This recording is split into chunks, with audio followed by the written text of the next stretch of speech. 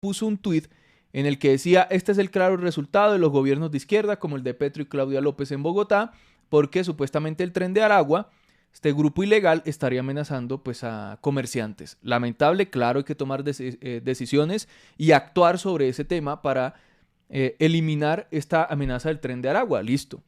Pero Petro le respondió y le dijo: cuando se hace la investigación de estas bandas, terminan sus jefes vinculados a líderes políticos de las extremas derechas. Claramente, pues, se refiere a gente como María Fernanda Cabal.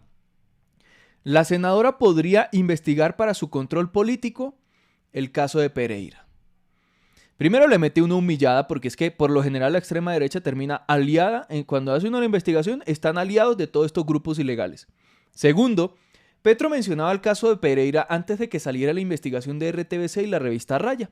El caso de Pereira es de alias Calzones, lo que yo hablé en un video anterior, donde pues se reveló, a ver si lo tengo acá, ¿sí? Es esta investigación que revela RTBC Noticias y la revista Raya, donde se revela lo siguiente. A grandes rasgos, la Fiscalía el año pasado y el gobierno de Duque tenía información y hasta un organigrama y datos de investigación y una amplia investigación de campo en contra de alias Calzones. Tenían todo eso. Un mes después, el presidente Gustavo Petro denuncia que alias Calzones presuntamente estaba planeando un atentado en contra de él en el eje cafetero en plena campaña. 3 doritos después, en medio de todo ese escándalo por la denuncia de Petro, la Fiscalía y el gobierno de Duque dicen: bueno, vamos a investigar, pero hasta ahora no tenemos información de nada, ni de este alias Calzones, ni nada de eso. Uribe sale también y defiende a alias Calzones. Sale Vicky Dávila, entrevista a alias Calzones y lo hace pasar como un respetado empresario. Néstor Morales entrevista a alias Calzones y también lo hace pasar como un respetado empresario, que supuestamente Petro lo que estaba queriendo era formarle un prontuario a este señor. Pero aunque salen y dicen que no tienen información y que no sabían nada, un mes antes la fiscalía ya tenía toda esa información. Y en el organigrama criminal de la cordillera de este grupo ilegal que tenía la fiscalía un mes antes, en la primera línea, como de los altos mandos, por decirlo de alguna forma, estaba alias Calzones. En todo un organigrama que trabaja con la sustancia blanca, con el lavado de dinero, con el gota a gota y todo eso. Pero esa información se la ocultaron al país. También, y esto yo lo hice en algunos puntos, en los informes que tiene la misma fiscalía desde el año pasado, se dice que las investigaciones no pueden avanzar mucho porque alias Calzones tiene amigos muy poderosos en la política que le ayudaban a que no avanzara todo esto. ¿Y cuáles eran los amigos? Duque, Carlos Felipe Mejía, Nieto Loaiza, todos del Centro Democrático. Álvaro Uribe, toda esta gente les hizo campaña en 2008, en 2018, en 2022. Y entonces, gracias a ese poder político, no se le puede investigar o no dejaban que se investigara.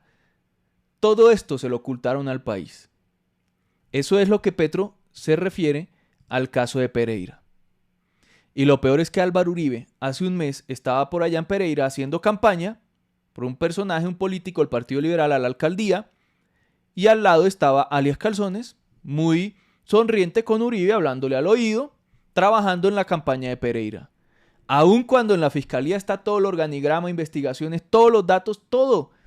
La fiscalía con la policía judicial hizo toda la investigación y determinaron que presuntamente alias Calzones era un narco, o es, y que sus supuestas empresas es para lavar activos, presuntamente. Y aún así, Uribe está detrás, trabaja con él en la política. Y lo peor es que alias Calzones está organizando en el eje cafetero, como lo denunciaba Petro, un presunto atentado contra el candidato en ese momento. Y el uribismo tranquilamente con ellos. Por eso Petro humilla a Cabal recordándole el caso de Pereira, solo que en el momento en que se lo dijo esta mañana, el país no sabía esa información tan grave. Y Duque y la fiscalía lo ocultaron en su momento, taparon el hecho y nunca hicieron la investigación. Todos estos organigramas, investigaciones, datos, documentos que revela RTBC y la revista Raya, todo eso está en la fiscalía, pero cogiendo humedad. hongos, haya tirado. No quisieron investigar. ¿Será por lo que decía el mismo documento de la fiscalía, que alias Calzones tiene amigos muy poderosos que ayudan a que no lo investiguen? Así funciona la justicia en Colombia. Pero en esta parte de la investigación de RTBC. El presidente Le subo acá un poquito más para que escuchemos bien. Gustavo Petro señaló en aquel momento a sectores de la clase política tradicional del eje cafetero, en alianza con paramilitares y narcotraficantes, quienes estarían detrás de su asesinato. La seguridad del entonces candidato tuvo acceso a detalles del atentado.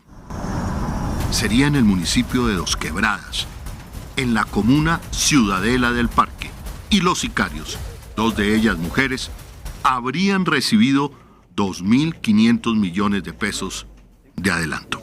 El candidato Gustavo Petro canceló su agenda por el eje cafetero. La campaña en un comunicado dice que está amenazado de muerte. El gobierno dijo que, aunque no hay evidencias, se investigará el caso y le pidió a la campaña que aporte información.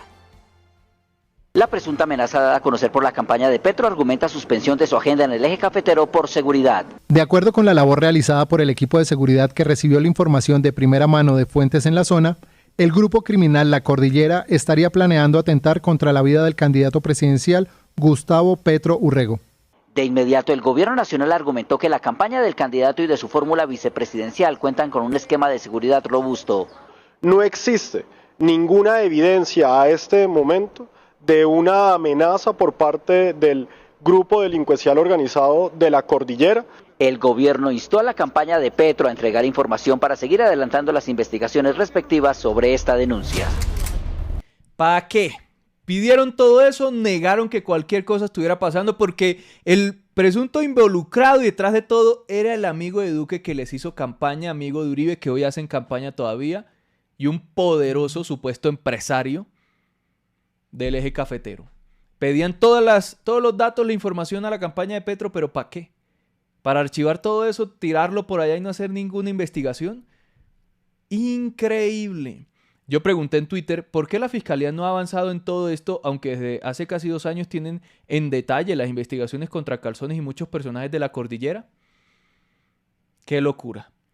Mientras tanto, María Fernanda Cabal está desatada. Es que hoy es un mal día para el uribismo.